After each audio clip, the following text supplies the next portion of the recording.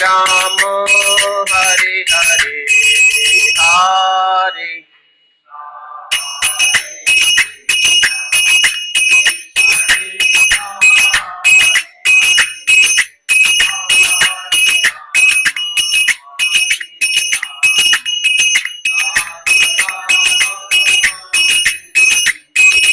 Hare Krishna,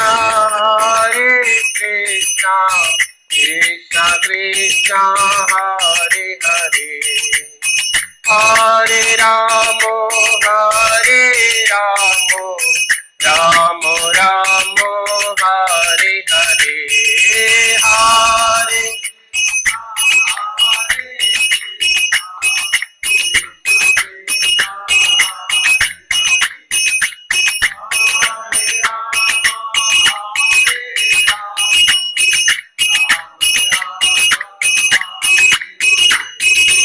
Hare Krishna,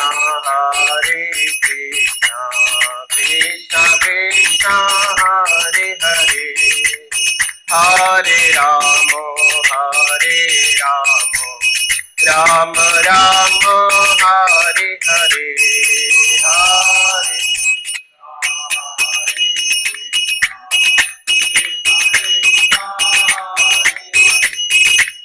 Hare Ramo.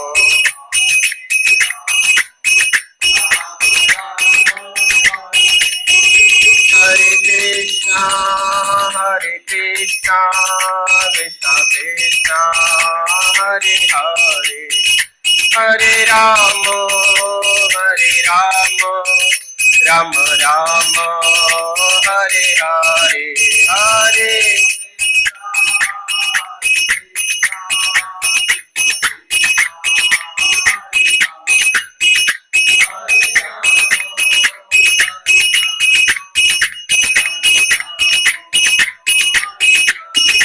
Hare Krishna, Krishna Krishna, Hare Hare, Hare Ram, Ram Ram, Hare Hare.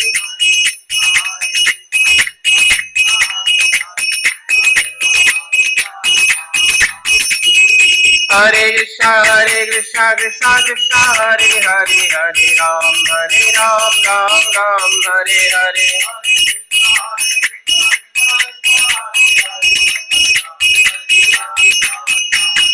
Hare Krishna, Krishna Krishna, Hare Hare, Hare Rama, Rama Rama, Hare Hare.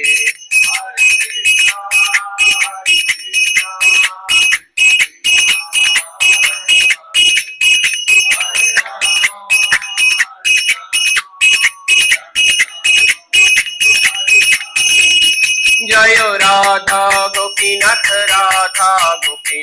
Radhe,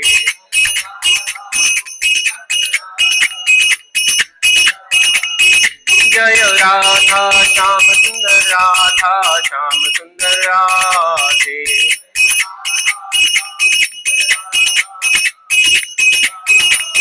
जय राधा गोविंद राधे,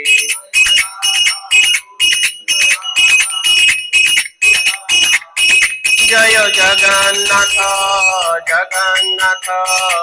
बलदेवा, जय सुभद्रा,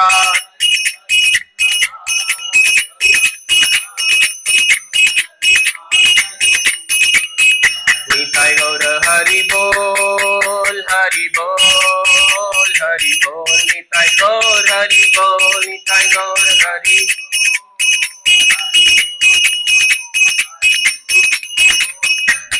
जय जय प्रभुपाद, जय प्रभुपाद, जय प्रभु।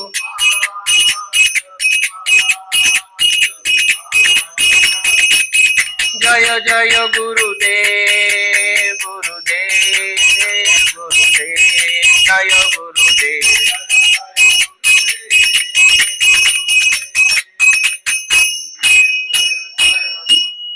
जय हरिनाम संकीर्तन की। ओम नमो भगवते वासुदेवाय।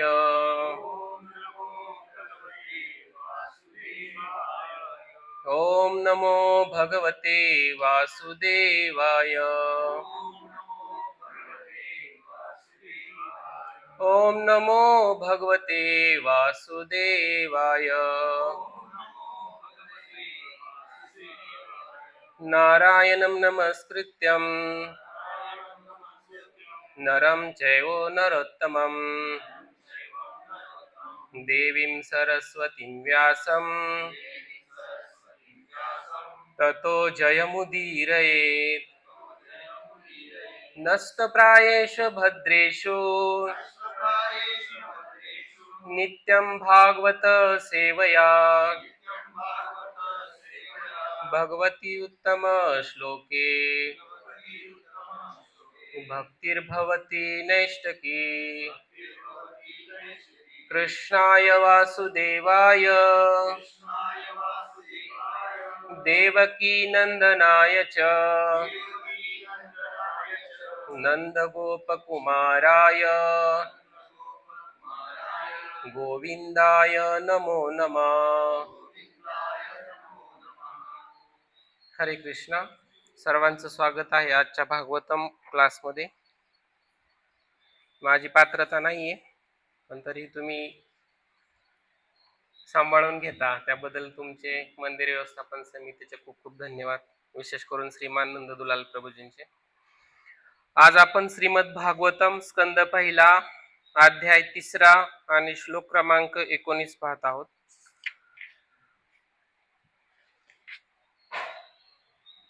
पंचदशम वामनकम कृत्वा अगात अधरम बले पदत्रयं याचमानः प्रत्यादित्सु त्रिपिष्टपम्. पंचदशं वामनकम् कृत्वा अगात् अध्वरं बलेः पदत्रयं याचमानः प्रत्यादित्सु त्रिपिष्टपम्. पंचदशं वामनकम् कृत्वा अगात् अध्वरं बलेः पदत्रयं याचमानः प्रत्यादित्सु त्रिपिष्टपम्. प्रभुजींमध्ये पंचदशं वामनकम् कृत्वा गात् अधरं बले पदत्रयं याचमानः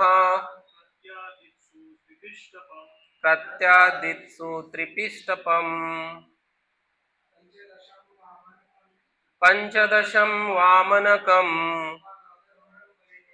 कृत्वा अगात् अध्वरं बले पदत्रयं याचमानः प्रत्यादित्सु त्रिपिष्टपम्.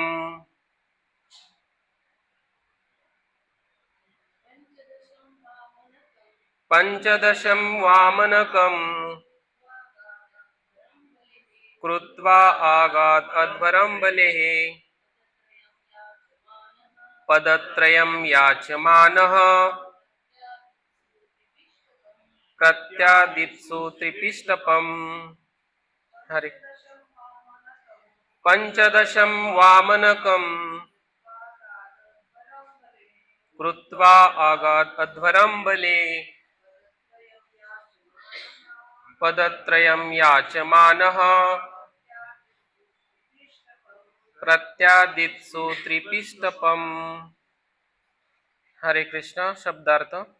पंचदशम 15व्या अवतारात वामनकम बटू वामनाचे कृत्वा रूप धारण करून अगात गेले अध्वरम यज्ञशाळेला बलेहे राजा बळीच्या पदत्रयम केवळ 3 पावले याचमानः याचना करणारा प्रत्यादित्सुः परत मिळविण्याच्या आंतरिक इच्छेने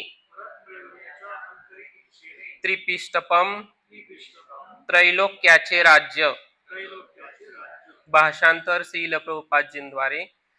15व्या अवतारात भगवंतांनी ब्राह्मण बटूचे रूप धारण केले आणि बळीराजाने आयोजित केलेल्या यज्ञभूमीत ते आले. जरीही तिन्ही लोकांचे राज्य मागण्याची भगवान वामनांची इच्छा होती, तरी त्यांनी बळी महाराजांकडून केवळ 3 पावले भूमी मागून घेतली. तात्पर्य श्रील प्रभुपादजींद्वारे. सर्वशक्तिमान भगवान लहानशा गोष्टीच्या स्थानी कोणाला अखिल विश्वाचे राज्य प्रदान करू शकतात आणि त्याचप्रमाणे भूमीच्या लहानशा तुकड्याची भिक्षेच्या रूपाने याचना करून अखिल विश्वाचे राज्य हिरावून घेऊ शकतात. ओम अज्ञानतिमिरन्धस्य ज्ञानाञ्जनशलाकया चक्षुरुन्मीलितं येन तस्मै श्रीगुरुवे नमः. श्रीचैतन्य मनोभीष्टं स्थापितं येन भूतले स्वयं रूपः कदा मह्यं ददाति स्वपदान्तिकं. वन्देऽहं श्रीगुरु श्रीयुतापदकमलं श्रीगुरून् वैष्णवांश्च. श्रीरूपं साग्रजातं सहगना रघुनाथान्वितं तं सजीवं साद्वैतं सावधूतं परिजनासहितं कृष्णचैतन्यदेवं श्रीराधा कृष्णपादान् सहगना ललिता श्रीविशाखान्वितांश्च. हे कृष्ण करुणा सिंधु दीनबंधु जगत्पते गोपेश गोपिका कांत राधा कांत नमस्तुते. तप्त कांचन गौरांगी राधे वृंदावनेश्वरी वृषभानुसुते देवी प्रणमामि हरिप्रिये. वाञ्छाकल्पतरुभ्यश्च कृपा सिन्धुभ्येव च पतितानां पावनेभ्यो वैष्णवेभ्यो नमो नमः. नमो विष्णुपदाय कृष्णपृष्ठाय भूतले ते भक्तिवेदांत स्वामीन् इति नामिने. नमस्ते सारस्वते देवे गौरवाणी प्रचारिणे निर्विशेष शून्यवादी पाश्चात्य देशतारिणे. जय श्री कृष्ण चैतन्य प्रभो नित्यानंद श्री अद्वैत गदाधर श्रीवासादि गौर भक्तवृंद. हरे कृष्णा कृष्णा कृष्णा हरे हरे हरे राम राम राम हरे हरे. हरे कृष्णा कृष्णा कृष्णा हरे हरे हरे राम राम राम हरे हरे. हरे कृष्णा कृष्णा कृष्णा हरे हरे हरे राम राम राम हरे हरे. हरे कृष्णा. सर्वांचं पुन्हा एकदा स्वागत आहे. आपण श्रीमद भागवतम स्कंद पहिला यावरती चर्चा करत आहोत. याच्यामध्ये श्रीमद भागवतमचे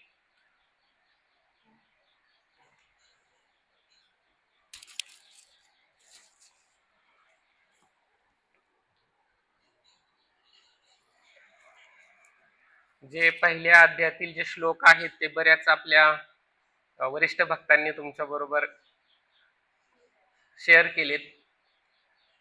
तर आपण पुन्हा एकदा थोडी उजळणी घेऊया की श्रीमद भागवतमचा उदय भगवंतांनी आपल्यासाठी करून दिला केव्हा? द्वापार युगाच्या अंती भगवंत धामामध्ये गेले आणि त्यांनी आपल्याला श्रीमद भागवतम दिलं. आता या श्रीमद भागवतम मध्ये कृष्ण भगवंत स्वतःचा प्रथम विस्तार करतात. तो कोणता? भागवत रूपाने. आणि या सृष्टीमध्ये भगवंत येताना प्रथम इन्कार्नेशन झालं भगवंतांचं, ते म्हणजे श्री बलरामजी. ते आपले आद्य गुरु आहेत आणि त्यांना जर आपण शरण गेलो तर आपल्याला हे सगळं प्राप्त होतं आणि होणारही आहे.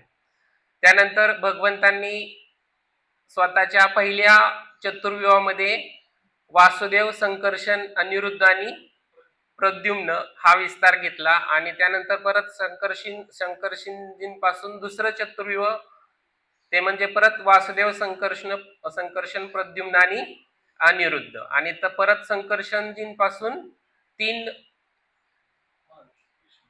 इन्कार्नेशन झाले ते म्हणजे कारणोदकशाही विष्णू, गर्भदकशाही विष्णू आणि शिरोदकशाही विष्णू. हे आपण पाहिले, तरी पण पुन्हा एकदा पाहतोय आपण.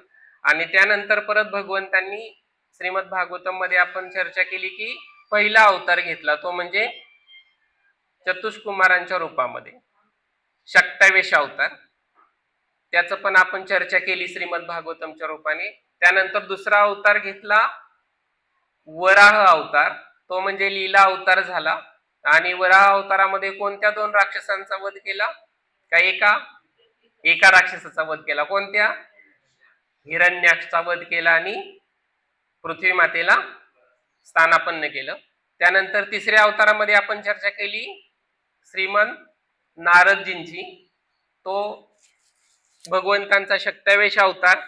आणि नारद मुनींनी आपल्याला प्रेरणा दिली भागवतमच्या रूपाने की निष्काम कर्म केलं पाहिजे. म्हणून श्री नारदजी काय करतात? निष्काम कर्म करत भगवंतांचं गुणगान करत पूर्ण ब्रह्मांडामध्ये विचरण करत असतात. आणि महत्वाचं काय दिलं त्यांनी आपल्याला? पंचरात्रिकी विधी, की ज्या पंचरात्रिकी विधी मधील फक्त एका विधीने आपण भगवत गोलक धामामध्ये जाऊ शकतो. कोणती? त्याच्यामध्ये श्रवणम खूप महत्वाचं आहे. आणि त्यानंतर चौथा अवतार नर नारायण ऋषी, त्यांची कथा बघितली आपण. प्रत्येक जण जाऊन आले, जे गेले नाहीत त्यांनी जाऊन या 4 धाम यात्रेला. त्यानंतर 5वा अवतार आपण बघितला भगवान कपिल मुनींचा. त्यांनी आपल्याला काय दिलं? सांख्य तत्वज्ञान दिलं. आणि 24 तत्व पण त्यांनी भागवतामध्ये सविस्तर मांडली आहेत. त्यानंतर 6वा अवतार आपण बघितला दत्तात्रेयांचा. कोणाच्या पोटी आले ते? अत्री ऋषी. आणि त्यांनी आपल्याला आध्यात्मिक विषयाचं खूप ज्ञान दिलं. त्यानंतर 7वा अवतार भगवंतांचा आपण चर्चा केली यज्ञ. कोणाचे पुत्र होते ते? पुत्र यज्ञ. प्रजापती, रुची आणि आकुती यांचे. स्वयंभू मन्वंतराचे ते अधिपती होते. त्यानंतर 8व्या अवतारामध्ये चर्चा केली आपण ऋषभदेवांची. ऋषभदेवांनी म्हणजेच ऋषभदेव हे नाभी महाराज आणि मेरुदेवी यांच्या उदरी त्यांनी अवतार घेतला. त्यांनी खूप काही आपल्याला दिलं जे भौतिक जगामध्ये आपण जगतो ते. त्यानंतर 9वा अवतार आपण बघितला पृथू महाराजांचा. पृथू महाराजांनी काय दिलं आपल्याला? भूमीची मशागत कशी करावी हे खूप आपल्याला त्यांनी छान पद्धतीने शिकवलं. 10वा अवतार आपण चर्चा केली श्रीमद भागवतम मध्ये मत्स्यरूप. मत्स्यरूपामध्ये काय केलं भगवंतांनी? स्वतः मत्स्याचं रूप घेतलं आणि वैवत्सक मनू यांना काय केलं आणि जे काही ठराविक आहेत ऋषी मुनी, पक्षी, प्राणी, वनस्पती त्यांना नावेमध्ये त्यांना वाचविलं. नंतर 11व्या अवतारामध्ये आपण भगवंतांचा कूर्म अवतार बघितला, जो भगवंतांनी काय केलं? कोणत्या वेळी घेतला कूर्म अवतार? समुद्र मंथनाच्या वेळेस. आणि 12व्या अवतारामध्ये आपण चर्चा केली धन्वंतरी, भगवान धन्वंतरींची. भगवान धन्वंतरीने आपल्याला काय दिलं? औषधी दिल्या विपुल प्रमाणामध्ये, म्हणजे आपल्याला आरोग्य भगवंतांनी दिलं. त्यानंतर 13व्या अवतारामध्ये भगवंतांची आपण चर्चा केली मोहिनी रूप, नाही का? कधी झालं मोहिनी रूप? समुद्र मंथनाच्या वेळी. आणि मग असुरांना मोहित केलं आणि देवतांना काय दिलं? अमृत दिलं. त्याच्यामध्ये फक्त एक दानव इकडे आला होता. त्यानंतर 14व्या अवतारामध्ये आपण चर्चा केली नरसिंह भगवंतांची, की ज्यांनी कोणाचा वध केला? हिरण्यकश्यपूचा वध केला. कोणासाठी अवतरित झाले? तर ते भक्त प्रल्हाद महाराजांसाठी.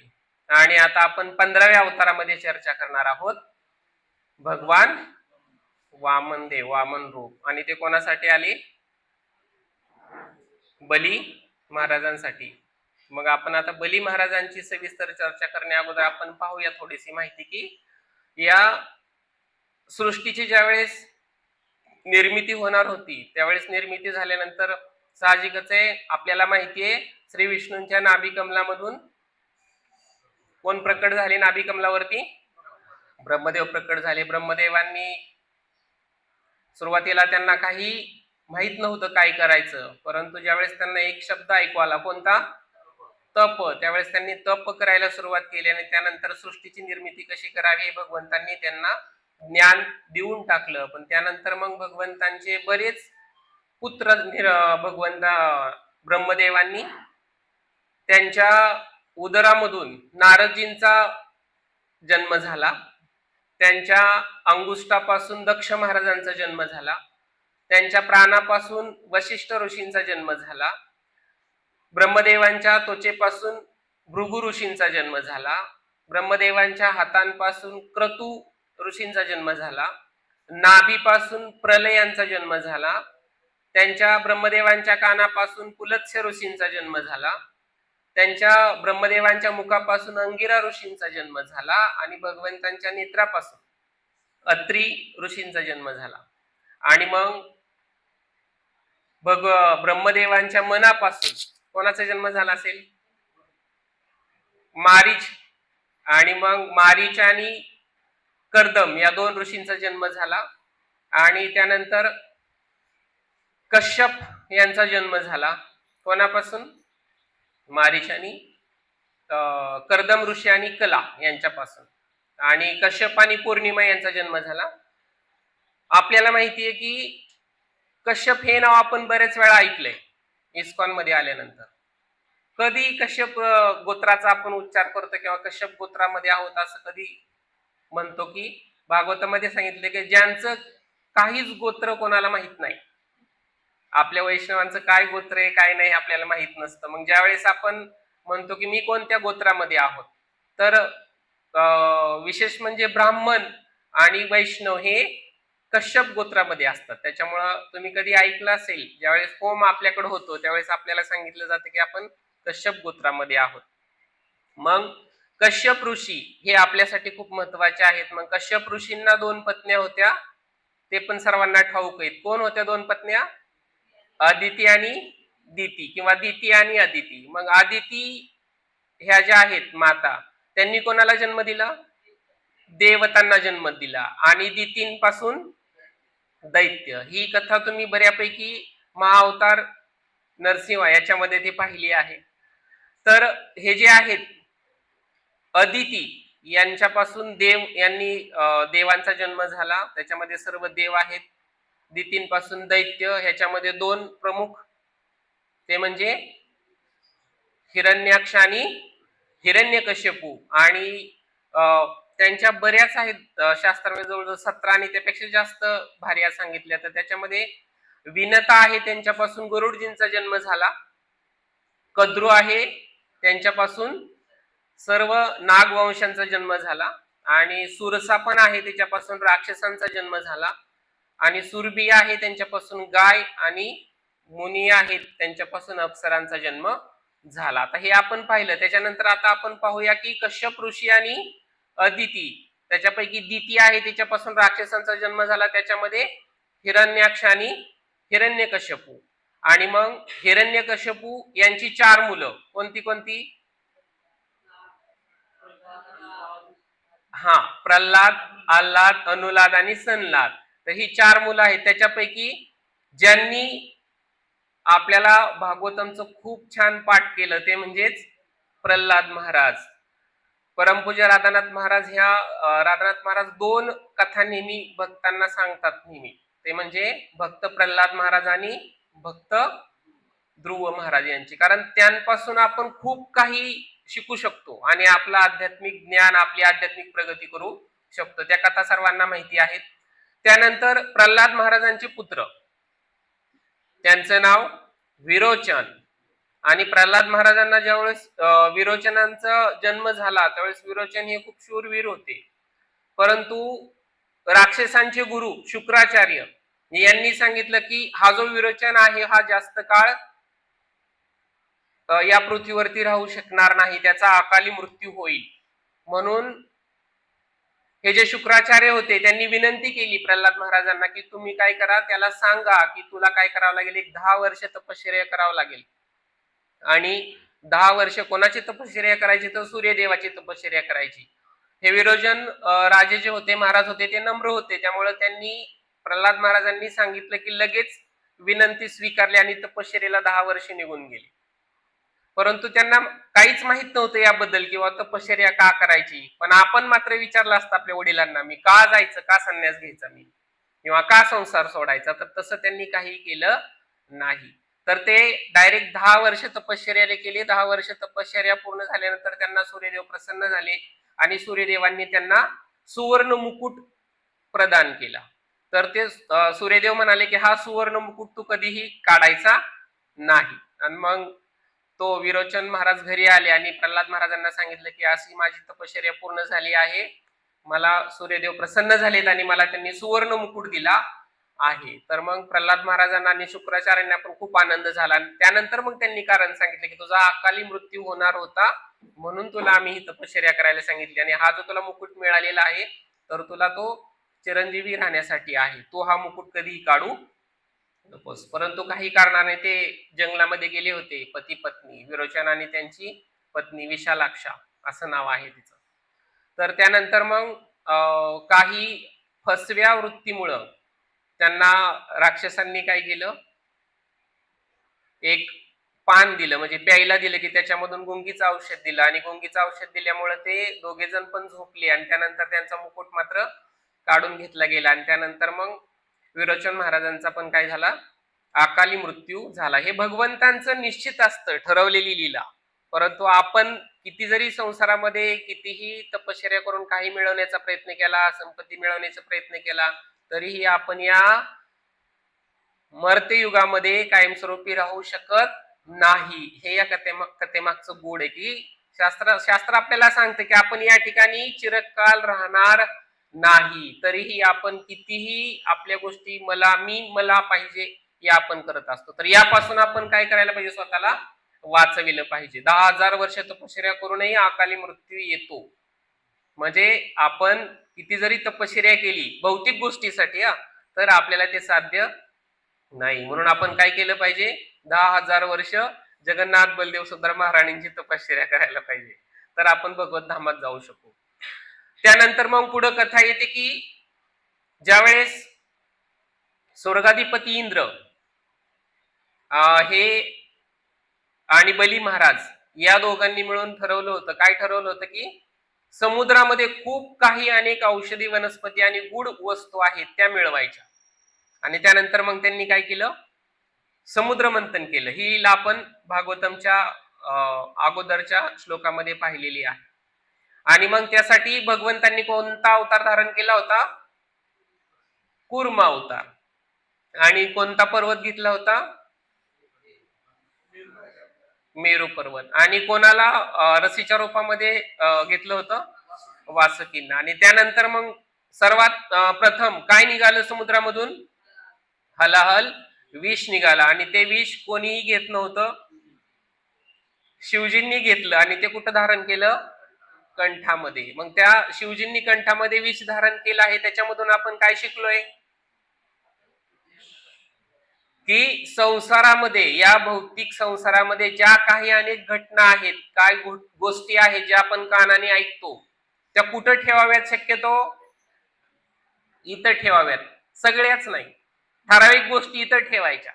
म्हणजे काही गोष्टी माताजींनी जर पतीच्या काही गोष्टी ऐकल्या घरामधल्या, तर त्यांनी काय करायचं, त्या गोष्टी कुठे ठेवायच्या, इथं ठेवायच्या, बाहेर त्या कोणालाही बोलून दाखवायच्या नाही. जर बोलून दाखवल्या तर मग आपल्या संसाराचं गुपित बाकीच्यांना कळतं आणि मग ते आपला गैरफायदा घेऊ शकतात. तसं प्रभूजींनी सुद्धा माताजींच्या काही गोष्टी कुठे ठेवल्या पाहिजेत, इथंच ठेवल्या पाहिजेत. जर नाही ठेवल्या तर आपला संसार सुखाने होणार नाही, असं शिवजींनी आपल्याला सांगितलंय. मग बाकीच्याही गोष्टी आहेत आपल्या भौतिक जगातल्या, तर त्या आपण कुठे ठेवल्या पाहिजेत, विषासारख्या गोष्टी आपण आपल्या नेहमी कंठामध्ये ठेवायला पाहिजेत. हे शिवजी आपल्याला खूप छान शिकवतात. आणि त्यानंतर काय निघालं, एक महत्वाची गोष्ट निघाली, जी मोहिनी रूप भगवंतांना घ्यावं लागलं.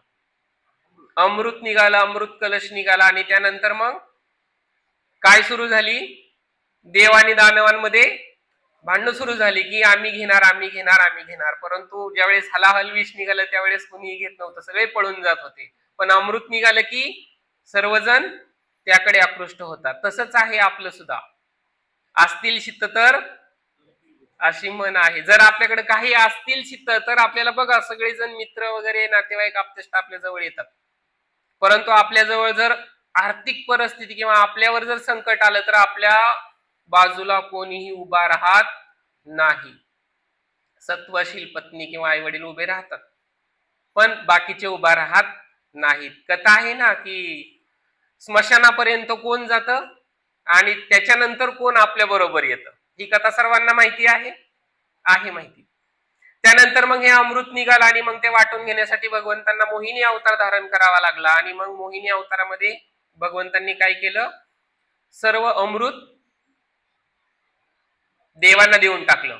त्याचं कारण काय, कारण या सृष्टीचं संतुलन राखायचं होतं. जर ते दानवांना मिळालं असतं, असुरांना मिळालं असतं तर नक्कीच विध्वंस झाला असता, देवांना कुठेतरी पळून जावं लागलं असतं अनेक कालावधींसाठी. आणि मग हे अमृत आहे हे देवतांना दिलं आणि मग राग कोणाला आला, शुक्राचार्यांना राग आलाच आहे, कारण माझ्या शिष्यांना दिलं नाही आणि देवतांना दिलं. म्हणून मग थोडस मनामध्ये द्वेषाची भावना, म्हणून एक यज्ञ करायचं ठरलं. पण आणि यज्ञ करताना तो 100 यज्ञ करायचे होते, अश्वमेध यज्ञ. आणि तो विश्वजित यज्ञ होता. विश्वजित यज्ञ म्हणजे काय, देवतांना हरवायचं आणि राज्य कोणाचं स्थापन करायचं, असुरांचं दानवांचं राज्य स्थापन करायचं. आणि हे यज्ञ सुरू झाल्यानंतर 99 यज्ञ झाले आणि एक यज्ञ फक्त शेष बाकी होता. आणि तो यज्ञ सुरू होता. यज्ञाला बली महाराज आणि सगळे देवदानव आणि त्यांचे गुरु शुक्राचार्य हेही त्या ठिकाणी उपस्थित होते. परंतु अदिती मातांना मात्र वाईट वाटलं आणि त्या कोणाकडे गेल्या, श्री विष्णूंकडे गेल्या. आणि अदिती माता श्री विष्णूंकडे गेल्यानंतर त्यांनी विनंती केली भगवंता की भगवंता माझ्या पुत्रांना काय करा, वाचवा, त्यांचं स्थान अडळ ठेवा आणि तुम्ही काय करा, सर्व दैत्यांचा नाश करून टाका. पण भगवंत म्हणाले की हे जे असुर आहेत त्यांनी काय केले, वैष्णवांना अभय दिलंय, वैष्णवांची सेवा केली. कुणी केली होती, प्रल्हाद महाराजांनी. आणि त्यांचे पुत्र हे कोण आहेत, बली महाराज आहेत. आणि मग त्यांनी इतकी सेवा केली आहे, मी त्यांना मारू शकत नाही. मग आपण वैष्णव आपण स्वतःला समजतो, इतके जर कोणी राक्षसी प्रवृत्तीचा जरी भक्त असेल पण त्यांनी थोडी का होईना जर वैष्णवांची सेवा केली असेल तर त्याचा आपण वध करायचं तर दूरच, परंतु मनातूनही त्यांचा द्वेष करायचा नाही. हे भगवान विष्णू आपल्याला शिकवत आहे. आणि मग मग आदिती माता म्हणाले की मग काय, तर भगवान विष्णू म्हणाले की मी काय करीन, तुझ्या उदरी अवतार घेईन. तो कोणता, वामन रूप. आणि हा वामन रूपाचा अवतार घेऊन त्यानंतर मग मी बली महाराजांकडून सर्व काही घेईन आणि इंद्रपद तुझ्या मुलांना देऊन टाकेन.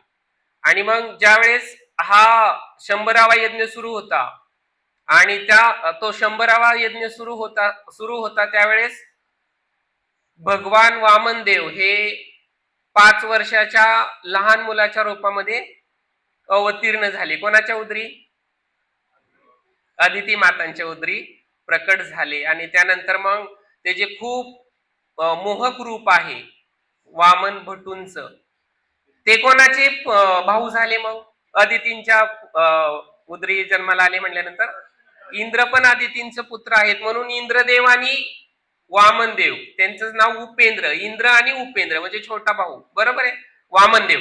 आणि मग ते इतके छान होते की त्यांना वामन देव कसं नाव पडलं हे पण दिलंय की ते लहान होते त्याच्यामुळे त्यांना सगळे संस्कृत भाषा हिंदीमध्ये बोना बोना म्हणायचे. आणि बोना बोनाचा अपभ्रंश बामन झाला आणि बामनचं नंतर वामन देव झालं. या पद्धतीने त्यांना वामन देव हा त्यांचा अवतार आहे. आणि त्यानंतर मग त्यांचा अवतार प्रकट झाल्यानंतर सर्व देवी देवतांनी भगवंतांना काहीतरी देऊ इच्छित केलं. मग सूर्यदेवांनी त्यांना दिला गायत्री मंत्र दिला. भगवान वामन देवांना द्यायची काय गरज आहे का हो भगवंतांना? काय द्यायची गरज नाही, पण देवी देवतांनी ते दिलं. जसं की आपण गंगेमध्ये उभा राहतो आणि गंगेला गंगेचंच पाणी घेतो आणि अर्पण करतो, काहीतरी त्याच्या पाठीमागे शास्त्र आहे, ते सर्वांना माहिती आहे. तसंच आपण या ठिकाणी आल्यानंतर भगवंतांना काय अर्पण केलं पाहिजे? कमीत कमी आपण फूल.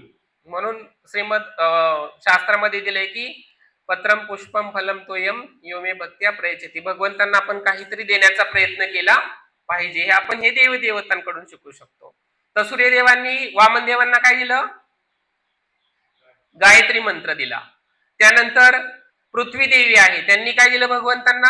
मृगचर्म. बघितलंय वामन देवांच्या अंगावरती मृगचर्म आहे, जर आपण बघितलं तर ते शास्त्रामध्ये सांगितलंय. त्यानंतर चंद्रदेवांनी काय दिला? हातातील दंड दिला वामन देवांना.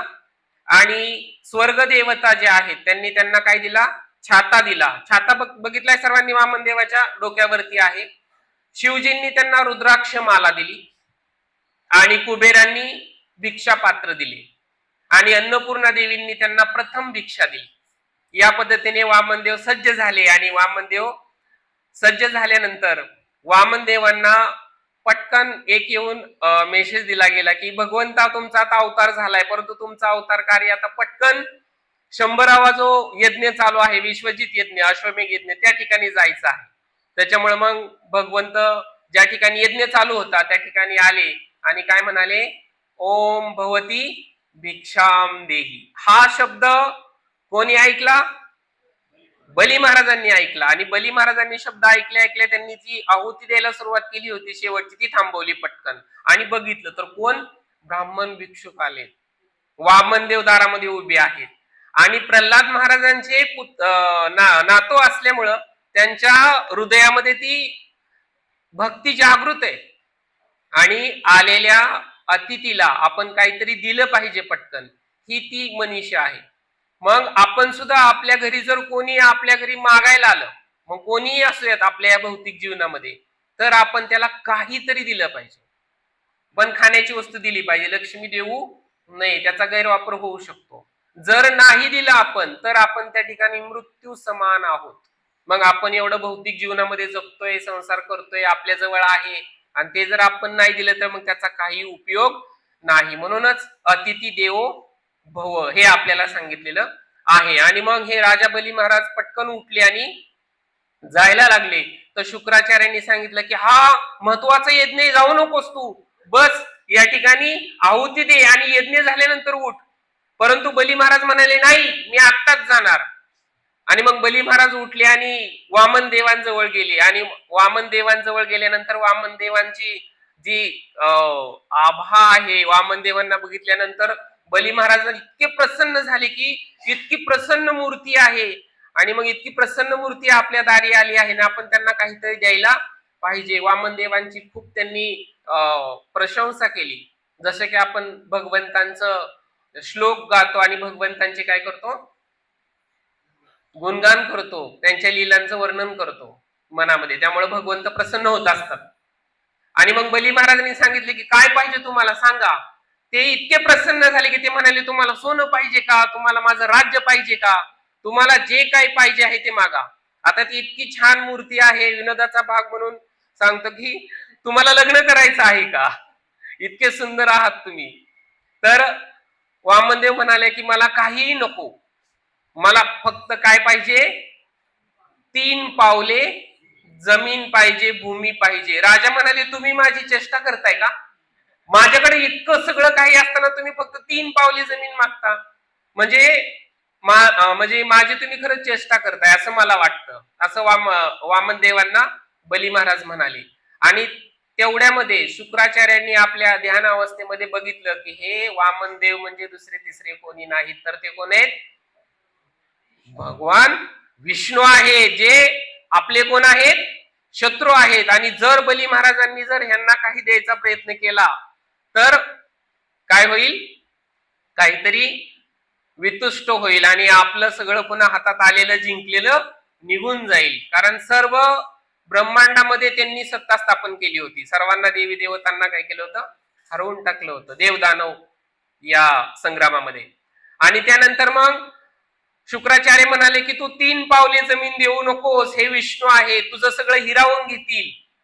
तेवढ्यात वामनदेव म्हणाले, महाराज तुम्ही जे बोललात ते मला काय केलं पाहिजे, तुम्ही वचन दिलं पाहिजे, म्हणून तुम्ही काय करा,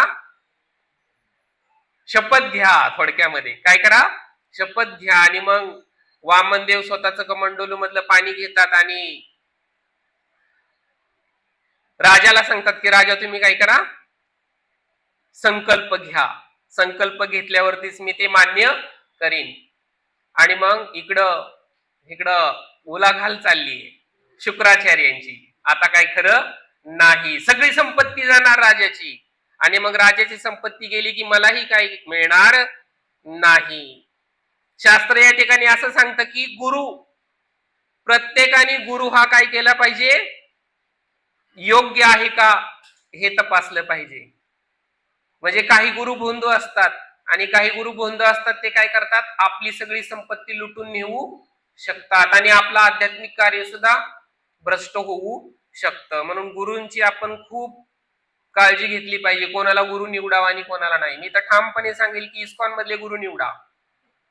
पण काही दिवसापूर्वी एक घटना घडली, असे काही भोंदू पण असतात इस्कॉन मध्ये. IITN होता बिचारा, परंतु त्याने वाईट कृत्य केलं.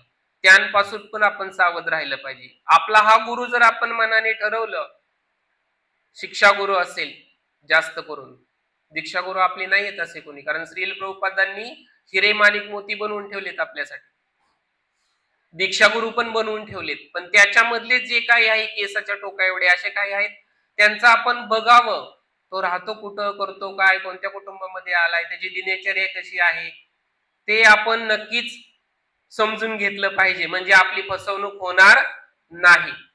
आणि मग या ठिकाणी हे जे शुक्राचार्य आहेत त्यांनी ते ओळखलं होतं, त्याच्यामुळं वामन देवांच्या कमंडलू मधील ते जे जल आहे ते हातावरती येण्याच्या अगोदरच त्यांनी सूक्ष्म रूप घेतलं शुक्राचार्यांनी, आणि ते कुठे गेले, कमंडूलाच्या नळीमध्ये जाऊन बसले, की त्यांनी ते जलच बाहेर येऊन द्यायचं नाही असा त्यांचा संकल्प. आणि मग वामनदेवांना हे माहिती झालं. वामनदेव काय म्हणतात, अरे राजा, कमंडलू मध्ये काहीतरी किडा अडकलेला दिसतोय. आणि मग वामनदेवांनी एक छोटीशी काडी उचलली आणि काडी त्या कमंडूलाच्या तोंडामध्ये टाकली. आणि त्यानंतर मग त्या शुक्राचार्यांचा एक डोळा त्या काडीमुळे फुटला. आणि मग आता वामनदेव म्हणाले, हा आता किडा निघून गेला. म्हणजे डोळा फुटल्या फुटल्या शुक्राचार्य ओरडून बाहेर निघाले. त्यावेळेस मग कमंडलू मधलं पाणी राजाच्या हातावरती आलं आणि मग राजाने संकल्प घेतला की मी तुम्हाला 3 भूमी दान देऊन टाकली. त्यानंतर मात्र शुक्राचार्यांनी बली महाराजांना शाप दिला की माझा तुला शाप आहे, तू गुरुचा अपमान केलास, तू गुरुचे शब्द ऐकले नाहीस, म्हणून माझा तुला शाप आहे की तुझी सगळी संपत्ती निघून जाईल, सगळं तुझं राज्य निघून जाईल. परंतु बली महाराज म्हणाले की जे ऋषी मुनी हजारो वर्ष तपश्चर्या करून विष्णू भगवंतांना प्राप्त करण्यासाठी तप करतात, ते तप करूनही विष्णू भगवंत त्यांना प्राप्त होत नाहीत, ते भगवंत आज माझ्या साक्षात समोर आहेत. आणि मी माझ्या कुळामध्ये जन्माला आलो आहोत, हे माझं अहोभाग्य आहे. त्याच्यामुळे माझी सगळी संपत्ती राज्य गेलं तरी मला काही फरक पडत नाही. या पद्धतीने आपल्या वैष्णवांचं पण हृदय असायला पाहिजे, नाही का. भक्तीमध्ये जर एखादा वैष्णव आला असेल किंवा भगवंतांना जर आपल्याला प्राप्त करायचं असेल, तर आपण भौतिक गोष्टीकडे कधीही बघितलं नाही पाहिजे किंवा आपली काय दाखवली नाही पाहिजे, इच्छा. इच्छेमुळे तर आपण इथं आलोय ना, मग आपली जी इच्छा आहे, मनीषा आहे, आकांक्षा आहे, ती बाजूला ठेवली पाहिजे. आणि मग बली महाराजांनी भगवंतांना सांगितलं की मी तुम्हाला 3 भूमी देण्याचं संकल्प घेतला आहे, की तुम्ही आता 3 पावले भूमी घ्या. तत्क्षणी वामनदेवांनी आपलं रूप विस्तारित करायला सुरुवात केली. आणि वामनदेवांनी इतकं रूप विस्तारित केलं की बली महाराजांना 90 डिग्री मध्ये वर बघावं लागलं, की वामनदेव असे पूर्ण त्यांनी विस्तार घेतलाय. त्यांचं जे मस्तक आहे ते पूर्ण ब्रह्मांडापर्यंत गेलेलं आहे. आणि मग त्यांचा हा पूर्ण विस्तार बघून वामनदेव ही खूप खुश झाले की साक्षात भगवंत आहेत. त्यांनी विष्णू रूपही दर्शन दिलं वामनदेवजींना. आणि मग पहिल्या पावलामध्ये वामनदेवांनी काय काय व्यापलं, भूमी आणि भूमंडळाच्या खालचे सप्तलोक ते सगळे व्यापून टाकले. आणि दुसऱ्या पावलामध्ये पृथ्वीच्या वरचे सगळे ऊर्ध्व ग्रह आणि सगळेच व्यापून टाकले. ब्रह्मांड पूर्ण व्यापलं, सगळं व्यापून झालं. म्हणजे आता बली महाराजांनी जे काही जिंकलं होतं ते सगळं वामनदेवांनी परत मिळवलं. आणि मग राहिलं तिसरं पाऊल. आणि मग वामनदेव म्हणाले की माझं हे तिसरं पाऊल आता राहिलेलं आहे. बली महाराज, तुझ्याकडे काहीच राहिलेलं नाही. आता तुझा जो संकल्प घेतला आहे तो तू हरलास. परंतु बली महाराज म्हणाले नाही, दानीपेक्षा दान देणारा श्रेष्ठ आहे आणि तो मी अजून आहे. त्याच्यामुळं तुम्ही जरी माझं सगळं काही हिरावून घेतलं असेल तरी माझं अजून मस्तक शेष आहे. तर तुम्ही काय करा, तुमचं पाऊल माझ्या मस्तकावरती ठेवा. या पद्धतीने बली महाराजांनी दाखवून दिलं की माझे जे पूर्वज आहेत प्रल्हाद महाराज हे किती महान होते. मग त्या पद्धतीने भगवंतांनी काय केलं, आपलं तिसरं पाऊल हे कोणाच्या डोक्यावर ठेवलं? आपल्या बली महाराजांच्या डोक्यावरती ठेवलं. आणि बली महाराजांना कुठं नेलं भगवंतांनी? पाताळामध्ये नेलं. का? लीला आहे ती भगवंतांची. पाताळामध्ये कोण राज्य करत होते? प्रल्हाद महाराजांचं राज्य होतं सुतलामध्ये. आणि त्या ठिकाणी मग बली महाराजांना सांगितलं की तुम्ही काय करा, या सुतलामध्ये राज्य करा. बली महाराजांना सुतलामध्ये नेल्यानंतर भगवंत पुन्हा निघायला लागले. त्यावेळेस बली महाराजांना इतकं वाईट वाटलं, त्यांच्या डोळ्यातून अश्रू आले की भगवंता तुम्ही माझ्या जवळ होतात, माझ्या समक्ष होतात आणि आता म्हणजे मला तुमचं दर्शन होणार नाही. म्हणून खूप दुःख वाटलं बली महाराजांना. मग बली महाराजांची ही जी विनंती आहे ती भगवंतांनी मान्य केली. भगवंत काय म्हणाले? काळजी करू नकोस, मी तुझ्यापाशी राहीन सुतलामध्ये. मग कधी राहीन? चातुर्मासामध्ये, ज्यावेळेस भगवंत शयन करतात 4 महिने, ते 4 महिने मी तुझ्या या सुतलामध्ये राहील, तुझ्या राज्यामध्ये. मग भगवंत म्हणाले की तुला हे माझं वरदान आहे. मग राजा बली म्हणाले ठीक आहे, परंतु मी मलामध्ये असणार, मग तुम्ही कुठं राहणार भगवंता? भगवंत म्हणाले की तुझी काय इच्छा आहे? भगवंत म्हणाले मी तुझा द्वारपाल होऊ का? मग बली महाराज म्हणाले तुमची इच्छा. आणि मग भगवंत द्वारपाल झाले. की बली महाराजांची इच्छा होती की तुमचं मला सारखं दर्शन व्हावं. म्हणून महालामधून त्या लोकांमधून बाहेर जाताना भगवंतांचं दर्शन व्हायचं आणि आतमध्ये येताना सुद्धा भगवंतांचं दर्शन व्हायचं. या पद्धतीने भगवंत 4 महिने त्या ठिकाणी राहायचे आणि बली महाराजांना संग द्यायचे. आणि मग 4 महिने राहिल्यानंतर वाईट कोणाला वाटलं? भगवंत आपल्यापासून दूर झालेत. कोणाला वाईट वाटणार? लक्ष्मींना वाईट वाटणार की भगवंत माझ्या जवळ नाहीत. मग नारद मुनी आले लक्ष्मींजवळ. मग लक्ष्मींनी विचारलं की आता काय केलं पाहिजे अशा परिस्थितीमध्ये? मग लक्ष्मींजींना नारद मुनींनी सांगितले की अशी लीला तुम्हाला करावी लागेल. आता भाऊबीज जवळ आली आणि मग तुम्हाला आता काय करावं लागेल? रक्षाबंधन करावं लागेल आणि रक्षासूत्र बांधावं लागेल. कोणाला? बली महाराजांना. बली महाराजांची बहीण साक्षात लक्ष्मी होणं ही सौभाग्याची गोष्ट आहे ना. भगवंत तर आलेच आले, त्यानंतर लक्ष्मी पण. आणि मग लक्ष्मी देवींनी रूप बदललं आणि त्या कुठे गेल्या? सुतल लोकामध्ये गेल्या. आणि सुतल लोकामध्ये गेल्यानंतर बली महाराजांना म्हणाले की बली महाराज हे कोण आहेत दारावरती? ते द्वारपाल आहेत. ठीक आहे, पण मला आता तुम्हाला बहीण म्हणून स्वीकारायची, मी तुम्हाला भाऊ म्हणून स्वीकारते. बली महाराज पण खूप आनंदित झाले आणि बहीण म्हणून त्यांना स्वीकारलं. आणि मग त्यानंतर लक्ष्मी देवी म्हणाले की हे जे द्वारपाल आहेत त्यांच्याशी मला विवाह करायचा आहे. बली महाराज म्हणाले हे साक्षात विष्णू आहेत. त्या म्हणाले मी पण साक्षात लक्ष्मी आहे. मग बली महाराज म्हणाले अहो तुम्ही तर वैकुंठ धामातले आहात शाश्वत, तुमचा विवाह करण्याची काही आवश्यकता नाही. आणि त्यानंतर मग बली महाराजांनी आपल्या बहिणीला रक्षाबंधनाच्या रूपामध्ये श्री विष्णूजींना देऊन टाकलं. म्हणून म्हणजे तेव्हापासून सुरू आहे प्रथा की चातुर्मासामध्ये आता आषाढी एकादशी येतीच आहे नाही का? आषाढी एकादशी पासून 4 महिने कधीपर्यंत? देवशैनी एकादशी पर्यंत भगवंत कुठं असतात? सुतल लोकांमध्ये असतात. ती लीला आहे, म्हणजे ते शयन करत असतात. शयन एकादशी आहे आषाढी एकादशी. आणि त्यानंतर उत्तान एकादशी म्हणजेच कार्तिक एकादशी. त्या पद्धतीने भगवंत कुठं राहतात? सुतल लोकांमध्ये राहतात. आणि त्यानंतर पुन्हा सृष्टीचं संचालन तर चालूच असतं. परंतु आपल्यासाठी ते आहे, आपल्यासाठी भगवंत आहेत. या ठिकाणी आणखीन आहे की बली महाराजांकडून काय शिकू शकतो आपण, कर्णांकडून काय शिकू शकतो, दान देणं. तसं बली महाराजांकडून पण आपण काय शिकू शकतो, दान देऊ शकतो. कथा सर्वांना माहितीये, पंखेवरती फिरतायत. एका जणांनी मंदिरामध्ये पंखे दान दिले, परंतु त्याच्या पंख्यावरती त्यांनी सगळे आजोबा पंजोबा मुलांची नावं टाकून दिली त्याच्यावरती, आणि एक विनंती केली, कृपया पंखा लावू नका बर का लावू नका, जर पंखा लावला तर आमची नावं दिसणार नाहीत ना त्याच्यावरती. म्हणजे दान देताना पण त्यांनी असं दिलं की ते दिसलं पाहिजे. मी या ठिकाणी मंदिरामध्ये बरंच थोडस ऑब्झर्वेशन करतो, काही भक्त हळूच सेवा करतात, कोणाला कळत पण नाही ते सेवा करतात. पण असे बरेच भक्त आहेत जे भगवंतांची ही जी फरशी आहे ना ती स्वच्छ करतात.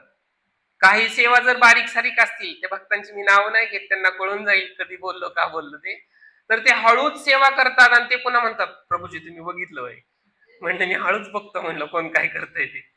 कारण या पद्धतीने आपण सेवा ही एक दान स्वरूपातच आहे. तुमच्या जवळ लक्ष्मीचं आहे, तुम्ही पैसाच सगळं काही मंदिरामध्ये देवा असं नाही काय. भगवंतांनी तुमच्याकडे लक्ष्मी भरपूर दिली आहे, ती कशासाठी, वैष्णवांच्या भगवंतांच्या सेवेसाठीच दिली, ती आपण द्यायलाच पाहिजे. पण कोणाकडे लक्ष्मी नाहीये, कुणी गरीब आहे, चांगली गोष्ट आहे, तुम्ही शरीराने सेवा करू शकता मंदिरामध्ये, आणि ते भगवंतांना प्रिय आहे.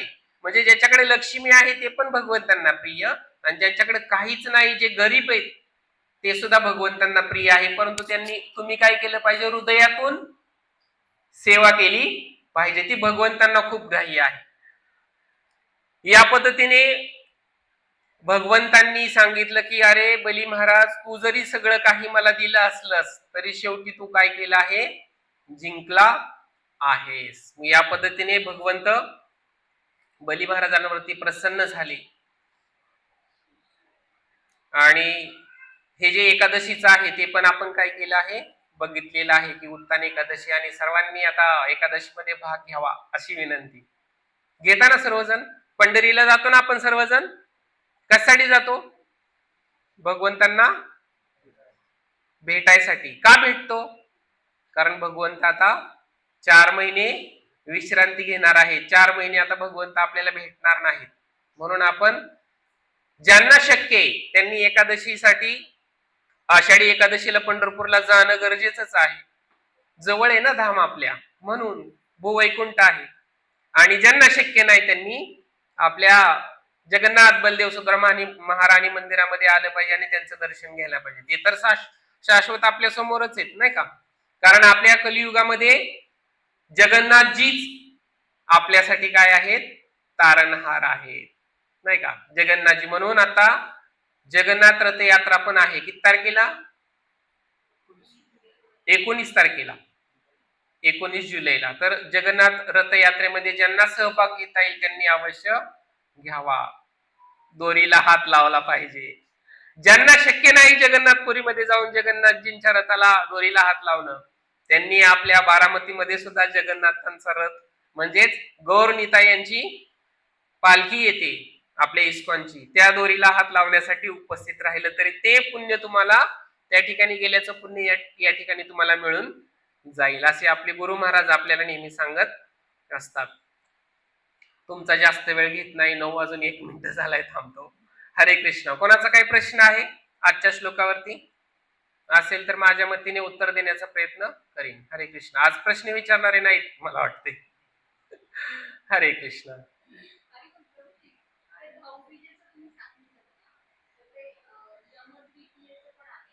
हो, त्याचं पण आहे.